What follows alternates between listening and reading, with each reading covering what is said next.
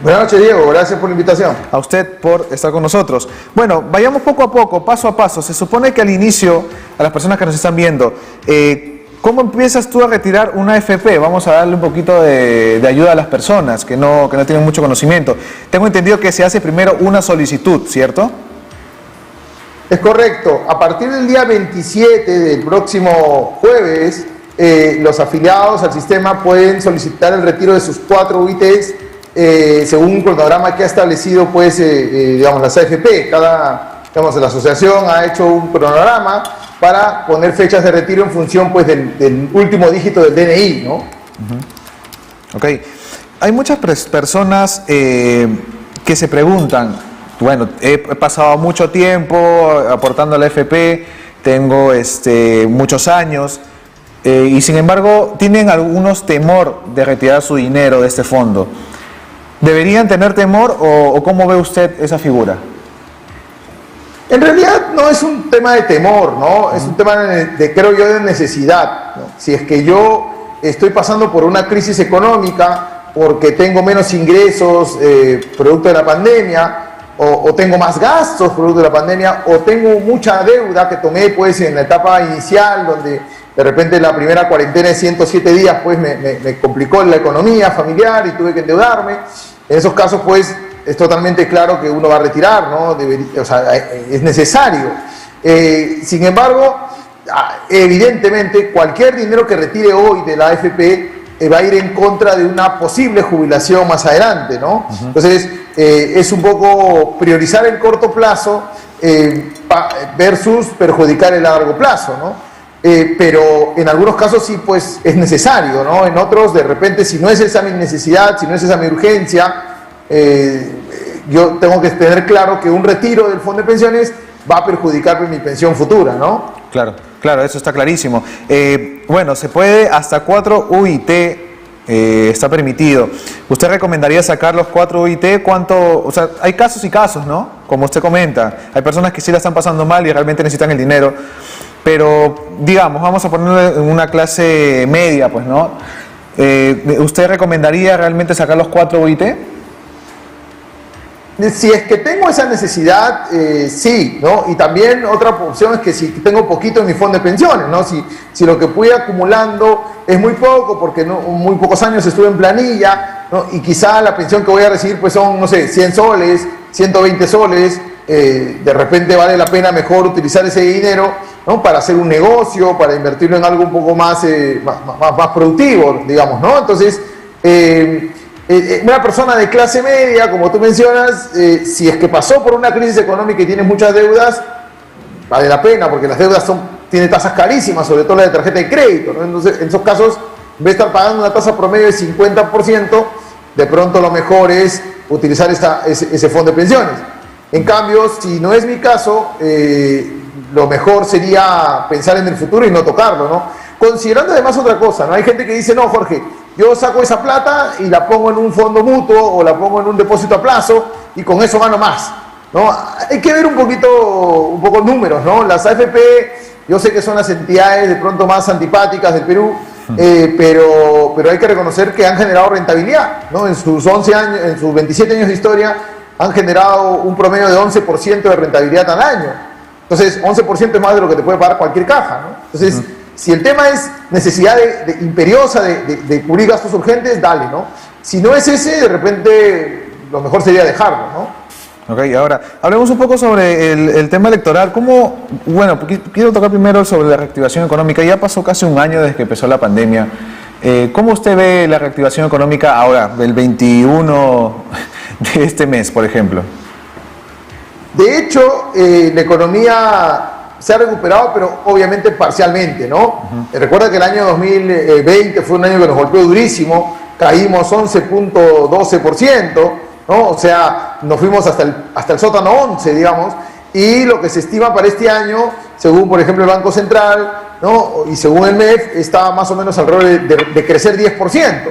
Pero eso no implica que lleguemos a niveles prepandemia, ¿no? Pues como del sótano 11 vamos a llegar al sótano 2, ¿no? Igual estamos complicados.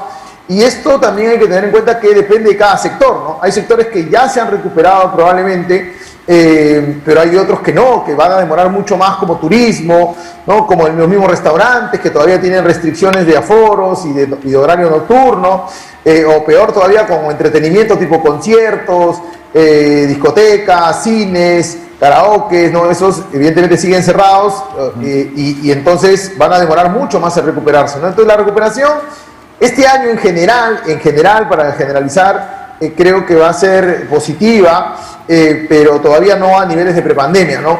Y a propósito de eso, de hecho, el panorama electoral también golpea, ¿no? Hoy nos está golpeando, está, digamos, frenando muchas decisiones de gasto e inversión de empresas, pero también de familias, ¿no?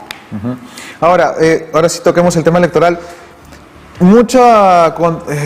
No sé, se alboroto sacan estas encuestas, ¿no? Más, creo yo, por Pedro Castillo que por Keiko Fujimori, en el nivel económico, ¿no? Y hay muchas, la subida del dólar. ¿Cómo usted ve este panorama económico dentro de la segunda vuelta? Es cierto, digamos, sin politizar un poco el tema, obviamente el señor Castillo genera mucho más temores en los empresarios, y no estoy hablando de los grandes empresarios, en los empresarios medianos, pequeños, ¿no? Porque claro, él habla de redistribuir la riqueza a través de un mayor impuesto, ¿no? De cambiar la proporción de impuestos ganancias, de nacionalizar las empresas estratégicas, ¿no? Y lamentablemente un discurso de izquierda que podría despertar temores de que seamos un Venezuela, un Argentina, ¿no? Un Nicaragua, y eso pues espanta al inversionista, ¿no? Entonces, sin que signifique que Keiko Fujimori va a dar una tranquilidad plena, ¿no? Claro. Ojo, o sea, también es complicado el panorama para la señora Fujimori porque no tiene mayoría en el Congreso, porque además puede generar mucho conflicto más adelante. Pues, ¿no? Lo que causó, claro, en realidad. Entonces, claro, ninguno de los dos escenarios es para que el empresario esté feliz y tranquilo, pero evidentemente por lo que se propone, por lo que está en el plan de gobierno del Jurado Nacional de Elecciones, la propuesta del señor Castillo origina mayor temor. Y tanto es así que si tú te das cuenta, cuando las encuestas votaban una distancia bastante superior del señor Castillo versus la señora Fujimori de más de 10%, lo primero que pasó fue que la bolsa cayó y que el dólar se disparó, ¿no? El 27 de abril, el lunes siguiente, después de las primeras encuestas de segunda vuelta, el dólar llegó a su cifra histórica de 3.843, porque la gente pues dice, si gana el señor Castillo, existe la posibilidad de que restrinjan la salida de dólares, de que congelen los ahorros, de que haya una especie de corralito como en Argentina, entonces mejor salgo y compro dólares y los guardo en mi bolsillo o en mi cajón, ¿no? Entonces la gente salió masivamente a comprar dólares y el tipo de cambio se disparó por más contención que quiso hacer el Banco Central, ¿no? Entonces ahí te das cuenta un poco cómo los mercados reaccionan ante la posibilidad de que el señor Castillo gane, ¿no? Es el que genera mayores temores, ¿no? Claro. Ahora, yo escucho muchos comentarios, mucha gente, y la mayoría son de clase alta, pues, ¿no? Que dicen, mira, ¿sabes qué? Mi viejo ya sacó su plata del banco, ¿no? Yo ya lo guardó, ya lo tengo en mi casa, ¿no? Me lo llevo a Estados Unidos. Entonces, ¿es correcto sacar tu dinero? O sea, ¿qué impresión, qué genera esto en la economía, que las personas vengan y digan, no, ¿sabes qué? Mejor saco mi plata antes que me lo quiten, pues, ¿no? Bueno, esto sí ha habido parte de lo que comentas, pero hay que tener en cuenta que todavía no masivamente, ¿no? Porque digamos que la gente todavía tiene cierta incertidumbre de quién va a ganar, ¿no?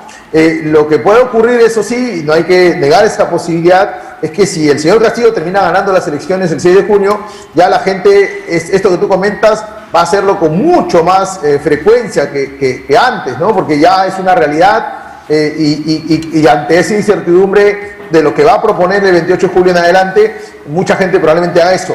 Ahora, si es bueno o es malo, es que es relativo. Lamentablemente no tenemos muy claro cuál va a ser la política real que va a adoptar el señor Castillo, porque claro, su plan de gobierno dice una cosa y luego la propuesta que acaba de modificar dice una cosa un poco más moderada, pero al final pues nosotros sabemos que el papel aguanta todo y no sabemos cuál va a ser la implementación real, ¿no? ¿Qué plan de gobierno va a implementar de verdad? Entonces, eso genera muchos temores y la gente ante ese temor pues se guarda, ¿no? Se cuida.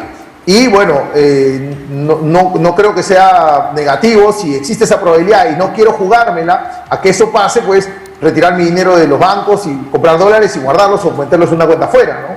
Claro, sí. Hay por decirles que hay tantos cambios de discurso de Pedro Castillo, quien ahorita está primero, y eso causa mucho temor, pues, ¿no? De realidad al respecto. Bueno, Jorge, muchas gracias por estar con nosotros hoy. Ha sido muy didáctico toda esta información, le agradecemos bastante.